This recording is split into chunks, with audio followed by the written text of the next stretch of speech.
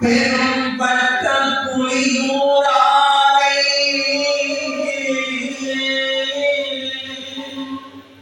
பேசாத நாள்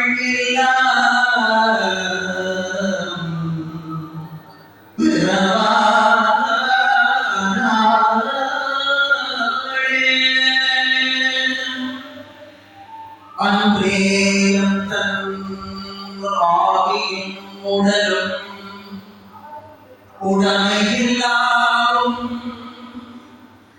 கொண்டே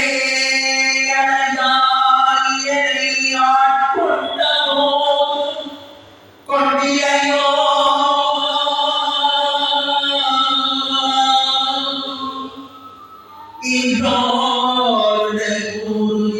கூட்டோ முக்கள் நம்மாய் நன்றே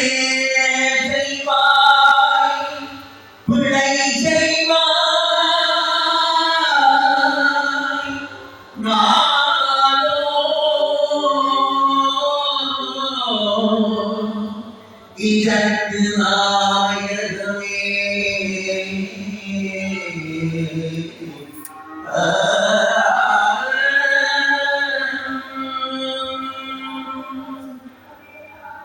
திங்களை மணிமாடம்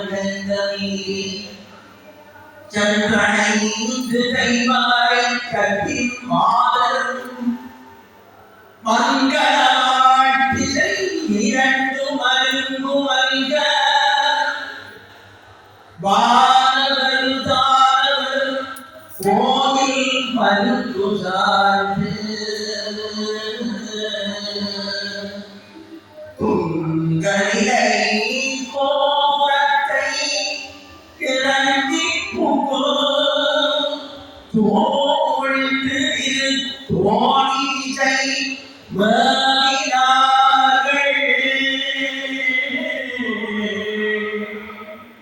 தங்கள் இது முன்பு தாழ்ந்து எழுந்து தமிழ் வேதம் பாடினார் காலம் பெற்றார்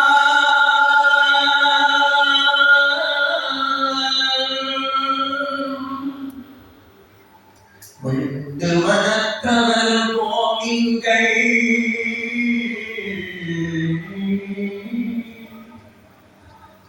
மெய்யடிகார்கள் திறந்து வாங்கின் கொண்டும் கொடுத்தும் குடிகுடிக்கு ஆட்செய்வின் குடாம் புகுந்து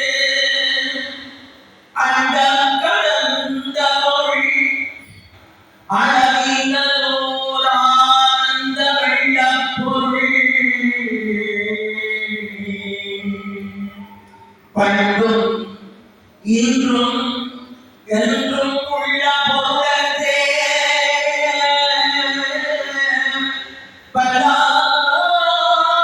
பல்லாண்டு கூறுமே இரவாத இன்று வேண்டி பின் வேண்டுகின்றார்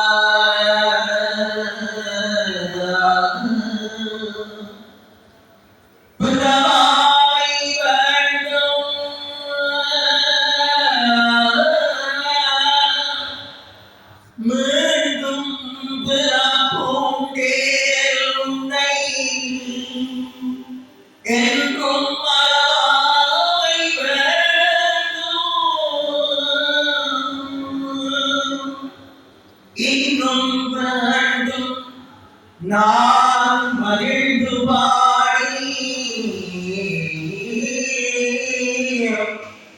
அறவாய் ஆடும் போது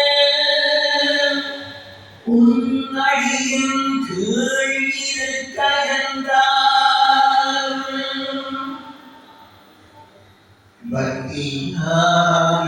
பக்தியாருனை பரதாலும் பதியே வாரிய புகழ் பாடி முத்தனா பட்டியாரின் யாமுனை பலகாரும் பற்றியே மாத்திரு புகழ் பாடி முத்தனா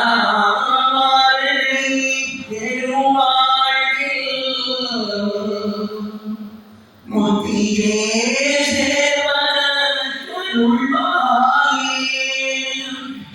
உத்தமான துணமீரா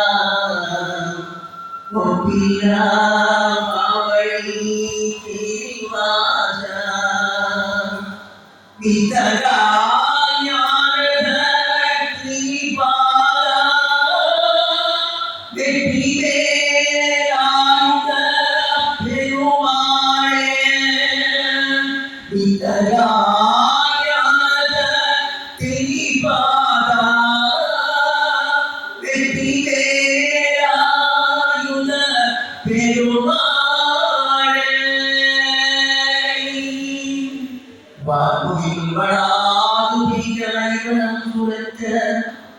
மன்னன் போமுறையற செய்ய குறையில்லாது உயிர்கள் வாழ்க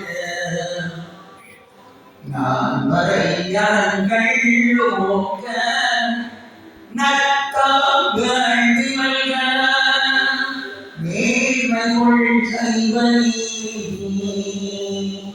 விளங்குக உலகமில்லா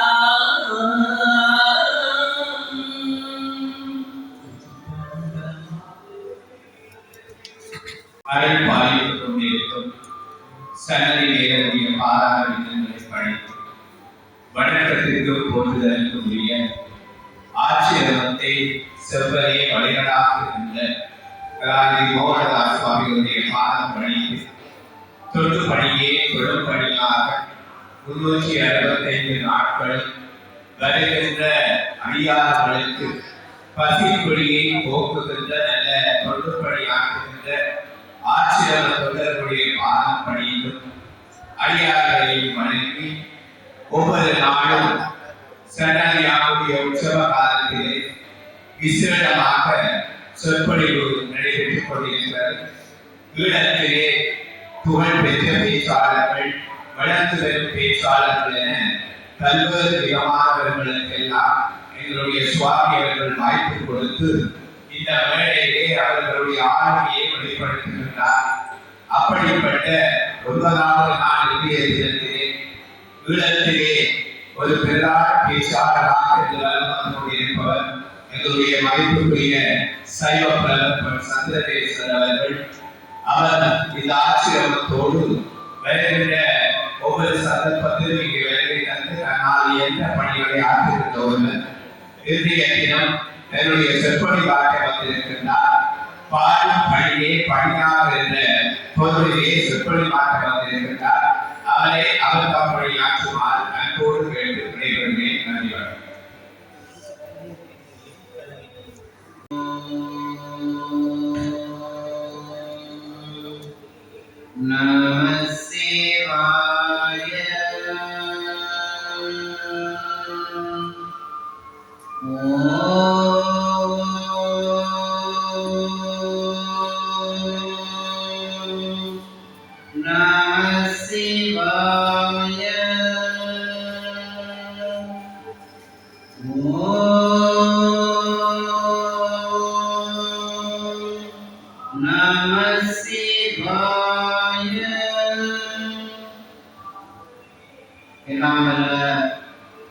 முருகப்பெருமானுடைய திருவடிகளை பணிந்து கொண்டு இந்த சைனியான ஆசிரமத்தை சிறந்த முறையிலே வழிநடத்தி வருகின்ற குருவருடைய திருவடிகளையும் பணிந்து கொண்டு இந்த ஏற்பாட்டு குழுவிலே இருக்கின்ற அனைவரையும் வணங்கிக் கொண்டு முருகப்பெருமானுடைய மீளா அடியவர்களாக இருக்கின்ற அன்புக்கும் மதிப்புக்கும் உரிய அடியார்களுக்கும் இந்த நேரத்திலே வணக்கத்தை தெரிவித்துக் கொண்டு பாடம் பணியே பணி தலைப்பிலே சில விடயங்களை இன்று நாங்கள் சிந்தனை செய்ய இருக்கின்றோம். உண்மையிலே முருகனுடைய அருள் பெற்ற அருளாளர்கள் பலர் இருக்கிறார்கள். அவர்களுக்குள்ளே இந்த அருணகிரிநாதருக்கு முதன்மையான இடம் இருக்கின்றது. ஏனென்று சொன்னால் இந்த அருணகிரிநாதர் ஆரம்பத்திலே உலகியல் வாழ்க்கையிலே கொஞ்சம் கூடுதலாக ஈடுபட்டு அங்கே முருகனாலே ஆட்கொள்ளப்பட்டு அந்த முருகனுடைய அருள் பெற்ற ஒருவர். தீயவை புரிந்தாலேனும் குமரவள் திருமணொற்றால் தூயவராகி மேலை தொல்வதி அடைவர் என்கிறது அந்த புராணம். அத்தகைய அந்த தீய உலகியல் பற்றுக்களுக்குள்ளே இருந்தாலும் ஒரு கட்டத்திலே அந்த முருகனுடைய திருவடிகளை அடைந்தமையினாலே அவர் உயர்ந்த உயிரி பெற்றார் என்று சொல்லப்படுகிறது. ஏனென்றால் இந்த உலகத்திலே முருகன் தோன்றியதனுடைய நோக்கமே எங்களை எல்லாம் உயிரிப்பதற்கு என்று சொல்லப்படுகின்றது. அருவமும் உருவமாகி அனாதியாய் பலமாய் ஒன்றாய் பிரமமாய் நின்ற ஜோதி உடம்பு அதுவோர் மேனியாகி கருணைக்கூர் முகங்கள் ஆறும் கரங்கள் 12 கொண்டு ஒரு தின முருகன் வந்து ஆங்கு உதித்தவன் உலகம் உயிர் என்று சொல்லப்படும். அப்ப அத்தகைய நிலையிலே இந்த அருணகிரிநாதர் இந்த உலக வாழ்க்கையிலே இறைவனுடைய முருகனுடைய உயர்ந்த அருளுக்கு பாத்திரமாகி உயர்ந்த நூல்களை எங்களுக்கு தந்திருக்கிறார். திருப்புகழ், கந்தரலங்காரம், கந்தரனுபூதி, கந்தரந்தாதி, வேறு விருத்தம், மைவிருத்தம், வேல் வகுப்பு, திருவகுப்பு என்று எத்தனையோ நூல்களை அவர் தன்னுடைய ஆன்மீக பயணத்தினுடைய வெளிப்பாடாக, தன்னுடைய ஆன்மீக பயணத்தினுடைய ஆவணப்படுத்தலாக இந்த நூல்கள் அமைந்திருக்கிறது. அருணகிரிநாதர் முருகனோடு எவ்வாறு பக்தி கொண்டிருந்தார் என்பதற்கு சான்று தேவை என்றால் நாங்கள் இந்த நூல்களை பார்க்கலாம். அதிலேயே இந்த கந்தர் அனுபூதி என்பது மிகவும் உயர்ந்த ஞான நூல், தெய்வீக நூல், ஒரு மந்திர நூல். கந்தர் அனுபூதியிலே வருகின்ற ஒவ்வொரு சொற்களும், ஒவ்வொரு வரிகளும், ஒவ்வொரு பாடல்களும் உண்மையிலே ஞானத்துக்குரிய நூல்கள், அதாவது மந்திரங்கள். அந்த மந்திரங்களை நாங்கள் மீண்டும் மீண்டும் உச்சரிப்போமாக இருந்தால் எங்களுடைய வாழ்வு பலம் பெறும், எங்களுடைய வாழ்வு நலம் பெறும், எங்களுடைய வாழ்வு பலம் பெறும். அந்த அளவுக்கு இந்த கந்தர் அனுபூதி என்ற நூல் மிகவும் உயர்ந்த ஞான நூலாக, மந்திர நூலாக இருக்கின்றது.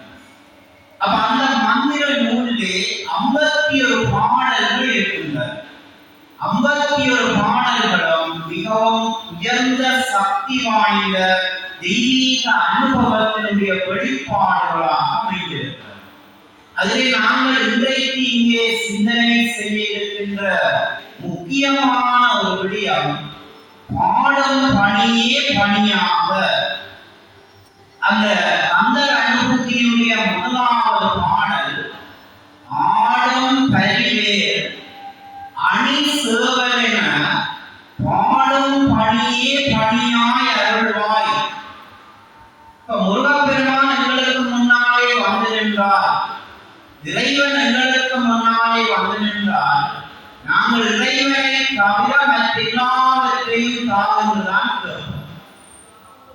ஆனால் அருணகிரிநாதர் என்ன கேட்கின்றார் என்றார்கள், அருணகிரிநாதர் கேட்கின்றார், எனக்கு இந்த வீடு வேண்டாம், பொன் வேண்டாம், பொருள் வேண்டாம், உலக இன்பங்கள் எதுவும் வேண்டாம், எனக்கு இன்னத்தை நீ தாழ்ந்தால் பாடும் பணியை பணியாக அருள்வாய். உன்னை நான் போற்ற வேண்டும், உன்னை நான் வாழ்த்த வேண்டும். அங்கே அருளாளர்கள் சொல்லுவார்கள், வாயே வாழ்த்து கண்டாய். அப்ப அருணகிரிநாதர் இன்னத்தை பாட வேண்டும் என்று கேட்கிறார் என்றால், ஆடும் பரி, இந்த மயிலை நான் பாட வேண்டும். ஆடும் பரி அணி வேல் அணி சேவல். அப்ப நான் 3 விடயத்தை பாடுவதற்கு நீங்க நன்றாக வர வேண்டும். அதாவது முருகன் கடவுளுடைய இந்த மயிலை நான் போற்றி பாட வேண்டும், வேலை நான் போற்றி பாட வேண்டும், சேவலை நான் போற்றி பாட வேண்டும். இங்கே நான் வந்து நின்று இந்த சிறிய ஆலயத்திலே இப்பொழுது வணங்கிக் கொள்கின்ற போது அவதானிக்கே அங்கே இடது பக்கத்திலே நீங்கள் பாருங்கள்.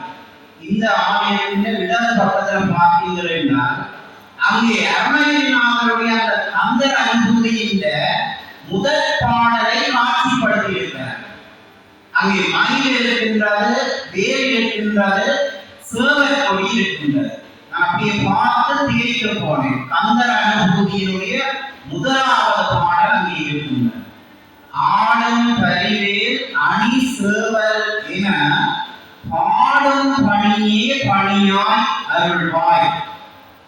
அப்ப அந்த பாடுவதற்கான அந்த திறத்தை, அந்த அந்த ஒரு சக்தியை எனக்கு தர வேண்டும் என்று கேட்கின்றேன். அந்த சக்தியை இறைவன் கொடுத்திருக்கிறார். அப்படி கொடுத்ததனாலேதான் உலகத்திலேயே தமிழ் சந்தம் நிறைந்த திருப்புகளை அருளினார் பாடி. திருப்புகளில் மணக்கும் தமிழிசை. அதான் ஒரு அறிஞர் சொன்னார், இந்த முருகக் கடவுள் ஏன் சங்க காலத்திலே கிபி 1ஆம் நூற்றாண்டிலே தோன்றி 1ஆம் நூற்றாண்டிலே இந்த தமிழை ஏன் எங்களுக்கு தந்தவர்களா முருகக் கடவுள்? அருணகிரிநாதர் ஒருவர் 15ஆம் நூற்றாண்டிலே வரப்போகின்றார். அவர் தன்னை பாடுவதற்கு நல்ல தமிழ் வேண்டும். அதனாலேதான் அங்கே சங்க காலத்திலே முருகன் குருஜி குமரனாக இருந்து தமிழ் கடவுளாக இருந்து தமிழை எங்களுக்கு தந்தார் என்று சொல்லப்படுகிறது. அப்ப அத்தகைய அந்த முருகனுடைய அருளை பாட வேண்டும், அவனுடைய புகழை நாங்கள் பரப்ப வேண்டும் என்றால் எங்களுடைய மனம், எங்களுடைய எண்ணங்கள் ஒழுங்காக இருக்க வேண்டும். அந்த எண்ணங்கள் ஒழுங்காக இருந்தால்தான் அந்த எண்ணங்களில் இருந்து வார்த்தைகள் வரும். அப்ப இந்த மனதை நாங்கள் ஒருநிலைப்படுத்த வேண்டும், மனதை தூய்மைப்படுத்த வேண்டும். அப்ப அதற்காக அவர் இந்த கந்தர் அனுபூதியிலே 7ஆவது பாடலிலே சொல்லுகின்றாய், கெடுவாய் மனமே கவி கேளாய் சொல்கின்றேன் உனக்கு. இந்த இறைவனுடைய திருவடியை நீ வழிபட வேண்டும். இந்த மனதை பார்த்து சொல்லுகிறார், நீ இந்த உலக இன்பங்களை நினைத்து கெட்டு போகின்றாய். அதிலிருந்து நீ விடுபட்டு நீ சந்தோஷமாக இருக்க வேண்டும் என்றால் அந்த முருகனுடைய திருவடியை நீ போற்ற வேண்டும். கெடுவாய் மனமே கவி கேளாய் சொல்கின்றேன் நான் உனக்கு. கெட்டு போகின்றாய் வீணாக, அந்த முருகனுடைய அருள் பெற்றால் நீ நல்லாய். அப்ப இதனுடைய எண்ணங்கள் சாதாரணமானவை அல்ல. ஒரு நிமிடத்திலே எங்களுக்கு 40 எண்ணங்கள் வருகின்றது என்றால் 60 செகண்டிலே 40 எண்ணங்கள் எங்களுக்கு வருகின்றன. இந்த இடத்திலே நாங்கள் இருக்கின்றோம் என்றால் இப்பொழுது எங்களுடைய எண்ணங்கள் ஒவ்வொரு பக்கத்திற்கு போய்கொண்டிருக்கிறது. அப்ப அந்த எண்ணங்களை நாங்கள் ஒழுங்குபடுத்த வேண்டும், வழிபடுத்த வேண்டும். அங்கே 12ஆவது பாடலே சொல்லுகின்றார், கந்தர் அனுபூதியினுடைய 12ஆவது பாடலே சொல்லுகின்றார், செம்மான் மகளை திருடம் திருடன் பொம்மான் முருகன் பிறவான் திறவான் சும்மாயில் சொல்லற என்றே அம்மா மற்ற பொருளொன்றும் அறிந்ததனே. சொல்லற சும்மாயில் நீ பேசிக் கொண்டிருக்காயப்பா, சொல்லற சும்மாயில் அந்த மேல பார்த்து கேட்கின்றார். சும்மாயில் சொல்லற, சொல்லற சும்மாயில் பேசாமல். இதிலே நாங்கள் பேசிக் கொண்டிருப்பதல்ல ஞானம், பேசாமல் இருப்பதுதான் ஞானம். அங்கே ஞானம் என்பது மோன நிலை என்று சொல்லுகிறார். அப்ப அந்த ஞானம், அந்த பேசாத நிலை எங்களுக்கு வர வேண்டும் என்றால் எப்ப வரும் என்றால் நாங்கள் இந்த உலக பற்றுக்களை விடுகின்ற போதுதான் எங்களுக்கு பேசாத நிலை வரும். உலகத்தில் மனதிலே ஆசைகள் பற்றுக்கள் இருக்கும் வரைக்கும் எங்களுடைய வாய் பேசிக்கொண்டுதான் இருக்கும். அங்கே மிகவும் சிறப்பாக எங்களுடைய கீதையிலே சொல்லப்பட்டிருக்கிறது. அற்றது பற்றில் உற்றது வீடு. எப்பொழுது உனக்கு ஆசைகள் இல்லாமல் போகின்றதோ அப்பொழுதுதான் நமக்கு இறையருள் கிடைக்கும். வள்ளுவர் மிகவும் அழகாக சொன்னார். பற்றுக பற்றான் பற்றினை பற்றுவிடற்கு. நாங்கள் பற்றை விட வேண்டும் என்றால் பற்றானிடத்திலே பற்று வைக்க வேண்டும். அப்ப இந்த பழந்தமிழ் இலக்கியங்களுடைய செய்தியை 15ஆம் நூற்றாண்டிலே வாழ்ந்த அருணகிரிநாதர் இந்த கந்தர் அனுபூதியிலே 43வது பாடலிலே சொல்லுகின்றார். கந்தர் அனுபூதியினுடைய 43வது பாடலிலே ஆசா நிகழம் புகழாகிய பின் பேச அனுபூதி பிறந்தது. அப்ப எனக்கு எப்ப பேசாத அனுபூதி பிறந்தது என்றால் ஆசைகள் எல்லாம் அற்ற நிலையிலே அனுபூதி பிறந்தது. அங்கே சம்பந்த பெருமான் மிகவும் அழகாக ஆசை அறவின் ஆசை அறவின் ஈசனோடாயினும் ஆசை அறவின். மணிவாசகர் சொல்ற பாசமாம் பற்று அறுத்து. அப்ப நாங்கள் அத்தகைய நிலையை அடைந்து அந்த இறைவனை பாட வேண்டும் என்றால் அதற்கு அவனுடைய அருள் வேண்டும். முருகனுடைய அருள் என்று இங்கே எங்களுக்கு இருந்ததனால்தான் நாங்கள் இந்த இடத்திலே வந்திருந்து இந்த விடயத்தை சொல்லுகின்றோம். நீங்கள் கேட்கின்றீர்கள். ஏனென்றால் இன்றைக்கு நல்லவற்றை கேட்பதற்கான வாய்ப்புகள் குறைந்து விட்டது. நல்ல விடயங்களுக்கு மனிதர்கள் கூடுகிறார்கள். நல்ல விடயங்களுக்கு 4 பேர் கூடினால் கூடாத விடயங்களுக்கு 40 பேர் சேர்ந்து கொள்கிறார். அப்ப அத்தகைய நிலையிலே நாங்கள் இறைவனுடைய அருளாமையினால் இங்கே கூடியிருக்கிறோம். தான் மணிவாசகர் மிகவும் அழகாக சொன்னார். அவன் அருளாமே அவன்தான் வணங்கி. அப்ப அருணகிரிநாதர் பாடும் பணியை பணியாக செய்தார் என்றால் அது அருணகிரிநாதருடைய செயல் அல்ல. அந்த முருகன் அவருக்குள்ளே இருந்த அந்த விடயத்தை செய்தார். அருணகிரிநாதர் விழிப்பாட்டில் இருந்துதான் இந்த கந்தர் அனுபூதியை செய்தார் என்று சொல்லப்பட்டது. அப்ப இந்த கிளிக்கு ஒரு சிறப்பு இருக்கின்றது. என்னென்றால் சொன்னதை சொல்லும் கிளிப்பிள்ளை. அப்ப கிளி எதையுமே புதிதாக சொல்லும். யாராவது சொல்லிக் கொடுத்த விடயத்தை அது சொல்லும். அப்ப இந்த கிளிகளிலே இருந்து கந்தர் அனுபூதி பாடப்பட்டிருக்கின்றால் அதனை சொன்னவர் முருகன். இரண்டாவது கிளி ஒன்றையும் காணாக சொன்னார். அப்ப கிளிக்குள்ளே இருந்து முருகன் தான் இந்த கந்தர் அனுபூதியை சொன்னார். இனதுரை கனதுரையாக என்று அருளாளர்கள் சொன்னார். நான் இப்பொழுது பேசிக் கொண்டிருக்கின்ற உரை இனதுரை அல்ல, அது கனதுரை, இறைவனுடைய உரையாக வருகிறது. அப்ப அருணகிரிநாதரும் பாடும் பணியை பணியாக கொண்டார் என்றால் அந்த பாடுவதற்கான அந்த அருளை அளித்தவர் முருகன். அப்ப அத்தகைய நிலையை நாங்கள் அடைய வேண்டும் என்றால் நாங்கள் எங்களுக்குள்ளே பணிவை, அன்பை, அடக்கத்தை வளர்த்துக் கொள்ள வேண்டும். பணிவுடையான் இன்சொல்லனாக ஒருவருக்கு அணி. இந்த உலகத்திலே ஒருவருக்கு அழகு அணி என்றால் பணிவுடையவர்களாக இருத்தல். பொறுத்தார் நாடாழ்வார். அப்ப யாரெல்லாம் இந்த உலகத்திலே பொறுமையோடு இருக்கிறார்களோ அவர்கள் இந்த உலகத்திலே மிகப்பெரிய சாதனையாளர்களாக இருப்பார். கோபப்படுவதற்கு எல்லோராலும் முடியும். கோபப்படுவது ஆளுமை என்ற கோபப்படாமல் இருப்பதால். அப்ப நாங்கள் முதலாவது எங்களுடைய தலை வணங்கி நாங்கள் பணிவை வளர்த்துக் கொள்ள வேண்டும். அருணகிரிநாதர் அப்படி ஒரு பக்குவத்துக்கு வந்தார். அதனாலேதான் அவர் பாடும் திறத்தை பெற்றார்.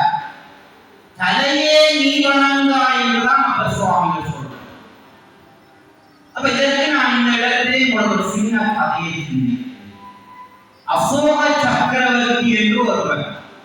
அந்த காலத்திலே அசோகன் எத்தனையோ ராஜ்யங்களை எல்லாம் வென்றவன், மிகப்பெரிய சக்கரவர்த்தி. அப்ப அவன் தன்னுடைய அரண்மனைக்கு யாராவது சுவாமிமார் பெரியவர்கள் வந்தால் அவன் தலை வணங்கி வர வேண்டும். அப்ப இது அவருக்கு கீழே உள்ள ஒரு அமைச்சருக்கு பிடிக்கவில்லை. அவர் என்ன செய்தார்? மன்னனிடம் சொன்னார், நீங்கள் பெரிய சக்கரவர்த்தியரா, ஏன் இந்த சாதாரண ஆண்கள்கிட்ட சுவாமியார்கிட்ட போய் நீங்கள் தலை வணங்க வேண்டும்? நீங்கள் பெரியவர், நீங்கள் தலை வணங்க கூடாது. அப்ப அசோக சக்கரவர்த்தி இவருக்கு இந்த விடயத்தை விளங்க வைக்க வேண்டும். இந்த தலைக்கு பெரிய பெருமதி இல்லை என்பதை அவருக்கு சொல்லவும். அப்போ எப்படி சொல்லலாம்னா, இந்த மன்னன் யோசித்தான், அமைச்சர்களை கூப்பிட்டார். வாங்க, சரி வந்தார். நீங்கள் போய் நீ மாநிலம் கொண்டு வா, நீ புலித்தர கொண்டு வா, நீ மனிதர். இந்த மன்னர் இந்த அமைச்சரை சொன்னான், தலை வணங்கக்கூடாத அமைச்சரை சொன்னான், நீ ஒரு மனிதர் தலை கொண்டு. அப்ப இவர் மனிதர்களை கொண்டுருவான், மற்றால் ஒரு ஆள் ஆட்டுத்தல, ஒரு ஆள் புலித்தல, ஒரு ஆள் சிங்கத்தில. சரி, இப்ப எல்லாரும் ஒவ்வொரு தலையோட கறி வந்தால், இப்ப மன்னன் சொன்னான், சரி தலை கொண்டது நீங்கள் ஓகே, இந்த தலையால கொண்டே சந்தையில் விட்டு போடுவாங்க. இந்த ஆட்டுத்தலை, புலித்தலை, மான்தலை, மனிதத்தலை இது எல்லாத்தையும் கொண்டு சந்தையில விட்டு போடுவாங்க. சரி என்று எல்லாரும் கொண்டு போய் சந்தையில இந்த தலைகளை அனுப்பி விட்டார். அங்க முதலாவது பிடி தலையை வேண்டினார், பிறகு ஆட்டு தலையை வேண்டினார், மான் தலையை வேண்டினார். இந்த மனித தலையை மட்டும் முதலில் கேட்பார். இந்த கிட்ட வந்தாங்க அடி விடுவாங்க, மனித தலைவராங்க. சரி, இப்ப எல்லாரும் அங்க திரும்ப மன்னனிடம் காசோட போகினாங்க அமைச்சர். இந்த மனிதர்களை கொண்டு போன அமைச்சரை காணிகள் வரையில் அவர் தாமதமாகி அங்கே வாங்க. அப்ப இந்த அசோக சக்கரவர்த்தி கேட்டான், நீங்கள் பிந்தி வாங்க. அவன் சொன்னான், ஐயா மற்ற தலையெல்லாம் நல்ல விலைக்கு கொடுத்துட்டாங்க, மனிதர் தலையை ஒரு தடவை கேட்க. அப்ப நீ என்ன செய்ய? நான் ஒரு 5 பொற்காசுகளை கொடுத்து இந்த தலையை வாழ கொடுத்துட்டு வாங்க.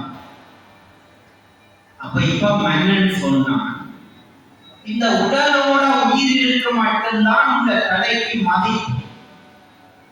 உடலை விட்டு உயிர் பிரிந்தது என்றால் உன்னுடைய தலையை உடலவே மதிக்க மாட்டான். ஒரு சதத்தில் கூட உங்க தலை பெருமதியை. அத்தகைய தலையை நீங்கள் பணிவாக வைத்திருக்க வேண்டும், எல்லோருடனும் அன்பாக இருக்க வேண்டும். இந்த தலையை வணங்கி நீங்கள் வர வேண்டும். அப்ப இந்த அழகினால அத்தகைய பக்குவத்தை பெற்றார். இந்த உலகத்திலே பணிவோடு இருந்தால்தான் நிறைய தனக்கு கிடைக்கும். அப்ப இந்த பணிவு அடக்கம் இன்சொல் என்பது எங்களிடத்திலே உயர்ந்த ஆன்மீகத்தையும் தெய்வீக அருளையும் வழங்குகிறது. அப்ப நாங்கள் இப்படி உயர்ந்த நிலையிலே இறைவனை பாடுவோம் பணிவோம் என்று இருந்தாலும் இந்த உலகத்திலே எங்களை சரியாக ஆன்மீக நிலைக்கு போவதற்கு, சமய வாழ்வு வாழ்வதற்கு சிலர் விடமாட்டார். அதான் நான் முதலே சொன்னேன், நல்லவர்கள் 4 பேர் இருந்தால் தீயவர்கள் 40 பேர் இருக்கிறார். இது இன்றைக்கெல்லாம் அன்றைக்கும் இருக்குது. பாண்டவர்கள் 5 பேர், கௌரவர்கள் 3 பேர். அப்ப இந்த 40 பேரோட இந்த 4 பேர் போராட வேண்டி இருக்கிறார். ஏன் போராட வேண்டி இருக்கிறால், நல்ல விடயத்தை செய்வதற்காக. சில இடங்களிலே அவர்களை கண்டு நாங்கள் ஒதுங்கி போக வேண்டி இருக்கின்றனர். அப்படி ஒதுங்கி போய் வாழ்கின்ற போது நாங்கள் அங்கே உயர்ந்த நிலைக்கு செல்கிறோம். அடக்கம் அமரருள் உயிக்கும் என்று சொன்னார். ஒருவர் அடக்கமாக பணிவாக இருந்தால் அங்கே திருவர் நிலை அடையலாம். அப்ப அதற்கும் நான் இந்த இடத்திலே ஒரு கதையை சிந்திக்கிறேன்.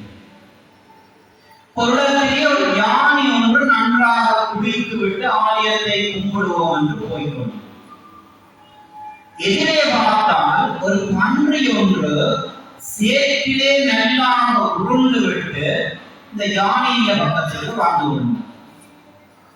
பன்றி குளித்துட்டு போகும், வழி விபூதி எல்லாம் பூசிக்கொண்டு போயிடுது.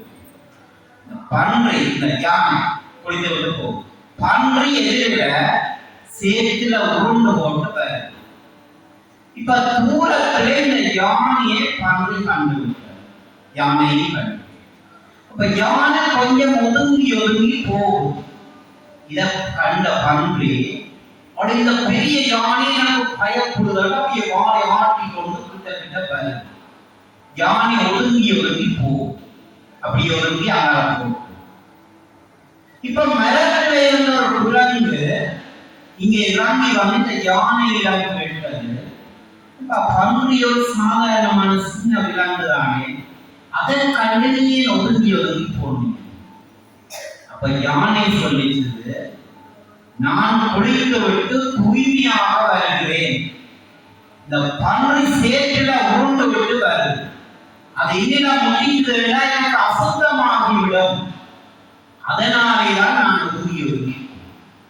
அப்ப இந்த குரங்கு உள்ள பாடை திரும்ப கேட்டீங்க, ஏன் நீ பலசாலிதானே, யானை என்றது பெரிய பலம் பொருந்தியால்தான் உன்னுடைய ஒரு காலால விதித்த பலத்தை பன்றியிடம் காட்டி இருக்கிறான். அதற்கு யானை சொல்லியிருக்கிறான், நான் பலசாலி என்பது எனக்கு தெரியும், எனக்கு என்ன பலம் இருக்கிறது என்று எனக்கு தெரியும். அதனை சாதாரணமான பன்றியர்கிட்ட போய்தான் நிரூபிக்க தேவை. அதனாலேதான் நான் ஒதுங்கி ஒதுங்கி போனேன். அப்ப சமூகத்திலே இன்றைக்கும் நாங்கள் சில வேளைகளிலே நல்ல நோக்கத்திற்காக செயல்படுவோம், நல்ல நோக்கத்தை நோக்கி பயணித்துக் கொண்டிருப்போம். அப்ப அந்த இடங்களிலே சில பன்றிகள் வந்ததை புறப்பட்டு அப்ப அந்த இடத்திலே நாங்கள் ஒதுங்கி சென்று எங்களுக்குரிய அந்த உயர்ந்த இலட்சியம் என்னவோ அதை நாங்கள் அறிய வேண்டும். என்றால் மானுட பிறவி எடுத்த நாங்கள் எங்களுக்கு இந்த உலகத்தினுடைய பயன் மட்டுமல்ல, இதனை தாண்டியும் ஒரு பயன் எடுக்கின்றார். இந்த சரீரம் நமக்கு கிடைத்தது இறைவனை வழிபட்டு முக்தி இன்பம் வரும் பொருட்டேயாம். சில வேளைகளிலே வாழ்க்கையிலே சோதனைகள், வேதனைகள், துன்பங்கள், துயரங்கள் வருகின்ற போது நாங்கள் கேட்போம், ஏன் நான் இந்த உலகத்திலே வந்து பிறந்திருக்கிறேன்? மகிழ்ச்சியாக இருக்கும்போது கேட்க மாட்டோம். நல்ல மகிழ்ச்சியிலேயே ஏன் நான் இந்த உலகத்தில் பிறந்தேன் ஒருவருமே துன்பத்தில் கேட்போம். அதற்கு நாவலர் பெருமான் விடை சொன்னார், இந்த சரீரம் நமக்கு கிடைத்தது இறைவனை வழிபட்டு முக்தி இன்பம் வருவதற்கு. அப்ப நாங்கள் இந்த உலகத்திலே வாழ வேண்டிய வழிமுறைகளின்படி வாழ வேண்டும் என்பதைத்தான் இறங்கினாக சொல்லுவோம். அப்படி நாங்கள் வாழ வேண்டிய நெறிமுறைப்படி நாங்கள் வாழ்வோமாக இருந்தால் அதற்கு அடுத்த நிலையிலே எங்களை இறைவன் தெய்வ நிலைக்கு ஆளாக்குவான். வையத்துள் வாழ்வாங்கு வாழ்பவன் வானுரையும் தெய்வத்துள் வைக்கப்படும். அப்ப நாங்கள் இந்த உலகத்திலே வாழ வேண்டிய நெறிமுறைப்படி நாங்கள் வாழ்வோமாக இருந்தால் அந்த உயர்ந்த இடத்தை நாங்கள் அதான் இறைவனை வழிபடுகின்ற போது உண்மையான பக்தியோடு உண்மையான அன்போடு அறையினாக அந்த போற்றுதலினுடைய நிலையிலேதான் அவர் இறுதியாக இறைவனுடைய அந்த அருளை பெற்றார். இந்த பாடல் பணியே பணியாக என்ற நிலையிலே உண்மையான அன்போடு மெய்யான அன்போடு பக்தியோடு பாட வேண்டும். காதலாகி கசிந்து கண்ணீர் மல்கி ஓடுவார். அப்ப இறைவனை நாங்கள் பாடுகின்ற போது போற்றுகின்ற போது நாங்கள் எப்படி பாட வேண்டும் என்றால் காதலாகி கசிந்து கண்ணீர் மல்கி பாட வேண்டும். அதான் மணிவாசகர் சொன்னார், மெய்தான் அரும்பி விதிர்விதித்துள் விரையார் கடற்கென் கைதான் தலை வைத்து கண்ணீர் ததும்பி உள்ளம் விரும்பி கண்ணீர் ததும்புகின்ற அந்த பாடல்களை தான் இறைவன் ஏற்றுக் கொள்ளுகின்றார். அத்தகைய பாடல்களை பாடுகின்ற போது நாங்கள் அந்த பொருளையும் அறிந்து பாடுவோம். முதலாவது ஒரு பாடலினுடைய பொருளை நாங்கள் அறிய வேண்டும். அப்படி அறிந்துட்டோம் என்றால் அடுத்த நிலையிலே அந்த பாடலின் பொருளை உணர வேண்டும். அறிவு வேறு, உணர்வு வேறு. அறிதல் என்பது நாங்கள் எல்லாவற்றையும் அறியலாம். உணர்வு என்பது உங்களுக்குள்ளே அது தாக்கத்தை ஏற்படுத்த வேண்டும்.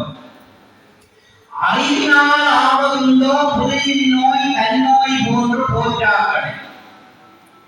நாங்கள் பெற்ற மிகப்பெரிய அறிவினாலே எதை பயன் கிடைக்கும் இன்னொருவருடைய துன்பத்தை என்னுடைய துன்பம் போன்று நான் அனுபவிக்காமல் விட்டால் அதனாலே எனக்கு என்ன அறிவு கிடைக்க போகும்? அப்ப நாங்கள் அந்த பாடல்களுடைய பொருளை அறிந்து உணர வேண்டும். சொல்லிய பாட்டின் பொருள் உணர்ந்து சொல்லுவார் செல்வர். அப்ப யார் அந்த இறைவனுடைய அருளை பெறுவதற்கு தகுதியாக இருப்பார்கள் என்றால் அந்த பாடுகின்ற பாடல்களினுடைய பொருளை யாரெல்லாம் உணர்ந்து சொல்லுகிறார்களோ அவர்கள் அந்த இறைவனுடைய அருளை பெறுவார்கள். அப்ப அந்த அருணைநாதருடைய கந்தர் அனுபூதியிலே அந்த முருகக் கடவுள் எத்தனையோ தோற்றங்களிலே எத்தனையோ வடிவங்களிலே வந்ததாக எல்லாம் காட்டி அந்த முருகனை தான் வழிபடுவதனாலே தன்னுடைய வல்வினைகள் கொள்வினைகள் எல்லாம் நீங்க பெற்றுவிட்டது. அப்ப அந்த வல்வினைகள் கொள்வினைகள் எல்லாம் நீங்க பெற்றதனாலே நான் அந்த இறைவனுடைய அருளை பெற்றேன் என்று சொல்றேன். அப்ப அந்த அந்த பக்குவத்திலே அவர் பாடல்களை பாடியிருக்கிறார் என்றால் அவருக்குள்ளே ஒரு மிக உயர்ந்த சக்தி ஒன்று அவருக்குள்ளே இருந்திருக்கிறது. அருவாய் உருவாய் உலகாய் இலதாய் என்று அங்கே சொல்லி குருவாய் வருவாய் அருள்வாய் புகழ் என்று சொல்றார். அப்ப குருவாய் வந்து தன்னுடைய அந்த மன குகையிலே புகழாக இருந்து அருள்வாய் என்று சொல்றார். அப்ப அவர் குருவாக இருந்து அங்கே வந்து அருள் புரிந்ததனாலே இந்த அருணகிரிநாதர் கந்தர் அனுபூதி என்ற மந்திர நூலை எங்களுக்கு தந்திருக்கின்றார். ஏனென்றால் குரு என்றவர் அஞ்ஞானத்தை போக்கி மெய்ஞானத்தை அளிக்கின்றார். அத்தகைய மெய்ஞான நிலையை பெறுகின்ற போதுதான் நாங்கள் இந்த உலகத்திலே பிறந்ததனுடைய அந்த பிறவி பயனை அடைகின்றோம். அதற்கு இறைவனுடைய திருவடிகளை நாங்கள் போற்ற வேண்டும் என்று கந்தர் அனுபூதியிலே சொல்லுகிறோம். இறைவனுடைய முகத்தை நாங்கள் பார்த்து போற்றுவது என்பது எங்களுக்கு பக்குவம் காணும். அதனாலேதான் இறைவனுடைய திருவடிகளை நாங்கள் போற்ற வேண்டும். அந்த திருவடிகளை நாங்கள் அடைந்து போற்றுகின்ற போது அந்த முருகக் கடவுளுடைய மேலான அருளுங்களுக்கு கிடைக்கின்றது. அப்ப அந்த அருளை பெற முடியாமல் இருக்கின்றோம். நாங்கள் அருணகிரிநாதர் போன்று அந்த அருளை நாங்கள் பெற முடியாமல் இருக்கின்றோம் என்றால் காரணம் நாங்கள் இந்த உலகத்திலே நான் என்ற ஆணவத்தோடு இருக்கின்றோம், நான் என்ற செருக்கோடு இருக்கின்றோம். என்னாலே எல்லாம் முடியும் என்று நினைக்கின்றோம். ஊன் கட்டு உயிர் கட்டு உணர்வு கட்டு நான் கட்டமாக பாடி தெள்ளுவனம் கொட்டோமே என்கிறார் மணிவாசகர். அப்ப அந்த நான் என்ற நிலை எங்களிடையே இருந்து இல்லாமல் போகும். எங்களை நாங்கள் மிகவும் உயர்ந்த நிலையிலே யோசிக்கின்றோம். இந்த உலகத்திலே மிகவும் உயர்ந்தவன் இறைவன் மட்டும்தான். இறைவன் தான் மிகவும் உயர்ந்த நிலையிலே. நாங்கள் எங்களை மற்றவர்கள் போற்றுகின்றார் என்பதற்காக, எங்களை மதிக்கின்றார்கள் என்பதற்காக நாங்கள் எங்களுக்குள்ளே ஒரு ஆணவத்தை கொள்கிறோம். எங்களிடம் பணம் இருந்தால் மற்றவர்கள் மதிப்பார், பதவி இருந்தால் மற்றவர்கள் மதிப்பார், புகழ் இருந்தால் மற்றவர்கள் மதிப்பார். அப்ப எல்லோரும் எங்களை மதிக்கக்கூடிய நிலையிலே நாங்கள் நல்ல பண்புள்ளவர்களாக வாழலாம். நல்ல பண்பில்லாமலுக்கு பணம், பதவி, புகழை மதிப்பவர்கள் ஒரு குறிப்பிட்ட காலம்தான் எங்களை மதிப்பார். பணம், பதவி, புகழ் எங்களிடம் இல்லை என்றால் எங்களை யாருமே கவனிக்க மாட்டார். அதற்கும் நான் இந்த இடத்தில் ஒரு சிறிய கதை ஒன்றை சொல்றேன். ஒரு மேல் அதிகாரி அரச பதவியிலே மிகவும் உயர்ந்த நிலையில் இருந்து ஒரு அதிகாரி. அவர் தன்னுடைய மேசையில் இருக்கின்ற போது எல்லோருமே வணக்கம் சொல்லுவார்கள், எல்லோரும் போய் பணி வாங்க நிற்பார்கள். அங்கே சித்திரை வருட பிறப்பு, தீபாவளி, தைப்பொங்கல், ஒவ்வொரு விசேட தினங்களுக்கும் அவருடைய மேசையிலே பரிசு பொருட்கள் இருக்கும், நல்ல இனிப்பு வகைகள் கொண்டே கொடுப்பார்கள், உடுப்புகள் எல்லாம் எடுத்து கொடுப்பார்கள். இப்படியே இவர் வாழ்ந்து கொண்டிருக்க ஒரு கட்டத்திலே அவர் ஓய்வு பெறுகின்றார். இப்ப ஓய்வு பெற்ற குறிப்பிலே அவர் இருக்கிறார். அப்ப ஒரு நாள் தீபாவளி வருகின்றது. இந்த தீபாவளி என்றால் என்ன யோசிக்கிறாருன்னா, எனக்கு எல்லா இனிப்புகள் கொண்டு இருக்கணும், உடுப்புகள் கொண்டு இருக்கணும், நல்ல நல்ல பரிசு பொருட்கள் எல்லாம் கொண்டு இருக்கணும். இரண்டாம் போன தீபாவளி அவர் பதவியில் இருந்த போது எல்லோரும் அவருக்கு இவற்றை கொண்டே கொடுத்தார். இப்ப அவர் என்ன யோசிக்கிறார், இந்த இப்படியெல்லாம் தனக்கு வரப்போம். பார்த்தாலும் ஒருவருமே வரவாறில்லை. ஏனென்றால் இவர் இப்போ ஓய்வாகிவிட்டார், இவரிடம் பதவி இல்லை. அப்ப இவர் அங்கே இங்கேயும் ஓடி திரிகிறார். மனைவி இதெல்லாம் அவதானித்து கொண்டிருக்கிறார். ஓடி திரிகிறார், ஒரு தரம் வருகிறார். அப்ப சொல்றாரு, இப்ப ஒரு தரையும் காணிலே ஒரு தரம் பரிசு பொருள் கொண்டு இப்படியே திரும்பியோட அமைதிக்கு கண்ணில் ஒரு புத்தகம் தென்படுது. அந்த புத்தகத்திலே ஒரு கதை இருக்கின்றது, ஒரு கழுதையினுடைய கதை. ஒரு கழுதை ஒன்று ஊரிலே இருக்கிறது. அந்த கழுதையினுடைய முதுகிலே சுவாமி ஒன்றை வைத்து ஊரிலே கொண்டு போகிறார். அப்ப கண்டவர்களை எல்லாம் வணங்குகிறார். கழுதையினுடைய முதுகிலே சுவாமி வைக்கப்பட்டிருக்கிறது. சுவாமியை கொண்டு கழுத போகும். அவன் கழுத பக்கத்துல மெய்பவன் போறான். பார்த்தா எல்லோருமே கையெடுத்து வணங்குகிறார்கள். அப்ப இந்த கழுதை யோசிக்கின்றது, எனக்கு இவ்வளவு மதிப்பு இருக்கு, எல்லாருமே நான் கும்பிடுவேன். அப்படி ஒரு பெரிய விதமா கழுத போய்கொண்டு அப்படி போய்கொண்டிருந்தால் இப்பொழுது அந்த சுவாமியை இறக்கியார்.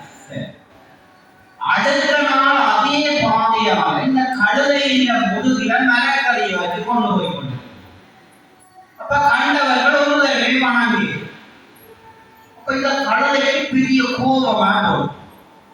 என்ன கோபம், நேற்று எல்லாரும் கையெழுத்து கும்பிட்டவன் இன்னைக்கு ஒரு தடவை கையெழுத்து கும்பிடுறான்னு பேசாம போறான்.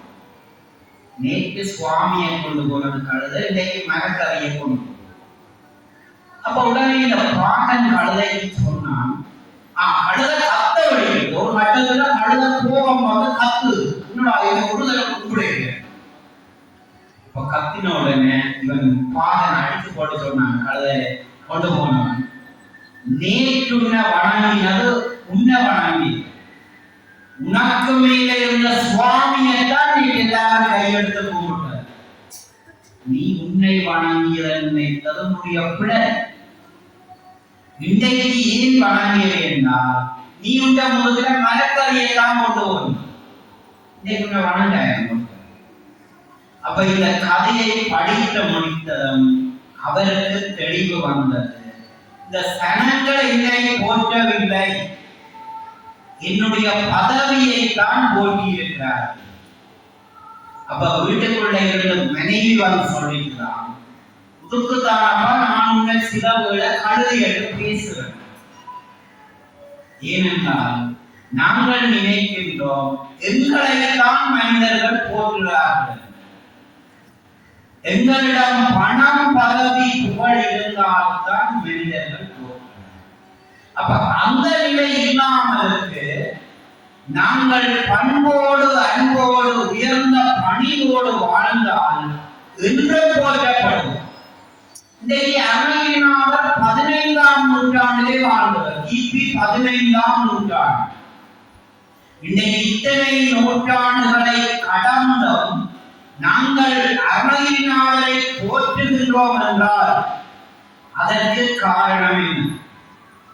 அவருடைய பணிவு, அன்பு, இரக்கம், இறை அருள்தான் அதற்கு காரணம்.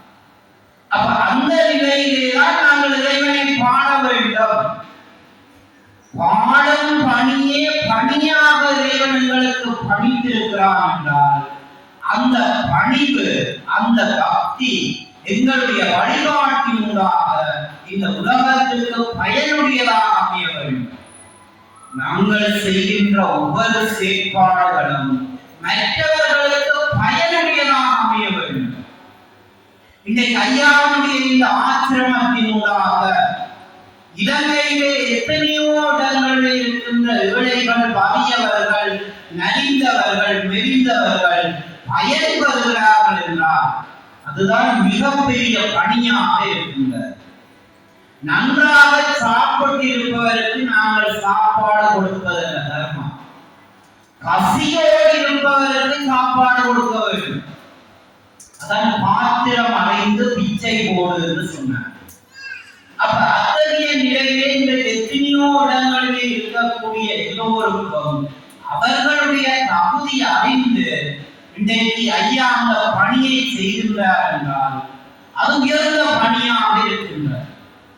அப்ப நாங்களும் எங்களுடைய வாழ்க்கையிலே நாங்கள் வாழ்ந்த கால பகுதியிலே எங்களாலே மற்றவர்களுக்கு ஏதாவது பயன் கிடைக்கின்றதா என்பதை நாங்கள் பார்க்க வேண்டும். அதான் ஒரு அறிஞர் எழுதியிருந்தார், வாழ்வின் அர்த்தம் என்ன என்று. நாங்கள் வாழ்கின்ற இந்த வாழ்வினுடைய அர்த்தம் என்ன என்றால் அதற்கு அவர் விடை சொன்னார், நாங்கள் வாழ்கின்ற கால பகுதியிலே எங்களால் இந்த உலகத்திலே எத்தனை பேர் மகிழ்ச்சியாக இருந்தார்களோ அதுதான் வாழ்வின் அர்த்தம் என்று சொன்னார். அத்தகைய நிலையிலே நாங்கள் எல்லோரும் அந்த இறைவனை உண்மையான பக்தியோடு, உண்மையான அன்போடு முருகனுடைய திருவடிகளை நாங்கள் பாட வேண்டும், பரவ வேண்டும். அந்த முருகனுடைய திருவருள் எங்களுடைய எல்லோருக்கும் நிறைவாக கிடைக்க வேண்டும் என்ற அந்த சிந்தனையோடு இன்றைய இந்த நல்ல நாளிலே இந்த பெரிய சான்றோர்கள் எத்தனையோ பேர் இருக்கின்ற இந்த சபையிலே சிறியனாகிய என்னையும் அழைத்து இந்த சிந்தனைகளை முன்வைப்பதற்கு வாய்ப்பளித்த அந்த முருகனுடைய திருவருளுக்கும் ஐயாவுடைய குருவருளுக்கும் இந்த இடத்தில் நன்றி கூறி விடைபெறுகின்றேன். நன்றி, வணக்கம்.